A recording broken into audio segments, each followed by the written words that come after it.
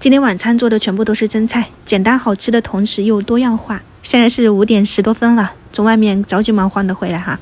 肉末提前用一点盐、胡椒粉，然后一点淀粉、葱姜粉去一下腥，简单调一下味道，给它搅拌均匀以后就放到碗底哈。这个的话呢，稍微抠一个洞，在里面打入个鸡蛋，再加入纯净水，这个就是肉末蒸蛋哈。豆腐肉末我想要做一个麻辣口味的，就捏了一点这个火锅底料，淋上一点生抽和花椒油，你可以在里面加点水，这样就味道更好啦。然后其他的素菜，我们之前自己做那个蒜蓉酱嘛，你就挖一勺在上面，里面是有茶油的，就油都不用放了。白豆角里面我放了一点剁辣椒，淋上一点生抽跟食用盐，其他的素菜你就加点盐，生抽可放可不放啊，鸡精味精啥的你就看自己喜欢。上锅给它蒸25到30分钟，因为今天我要给朋友带一份，所以这边再蒸一锅。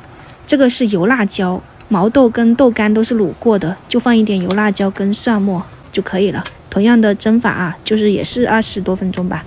下午3点多钟看完朋友回来，我就给他炖了一只老母鸡，炖了有2个小时了，现在5点多钟了。撕开以后加点盐、白胡椒粉、一点虫草花、红枣、桂圆点缀一下，就很鲜很鲜了。就老母鸡就是家里面带过来的这一种，蒸菜也出锅，撒上葱花了。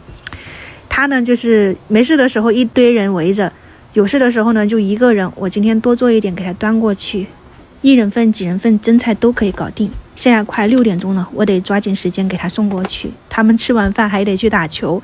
青菜你就只需要蒸1-2分钟，淋上一点蒜蓉酱、豉油，吃的时候拌一拌，把味道拌开就可以啦。拜拜啊，拜拜拜拜。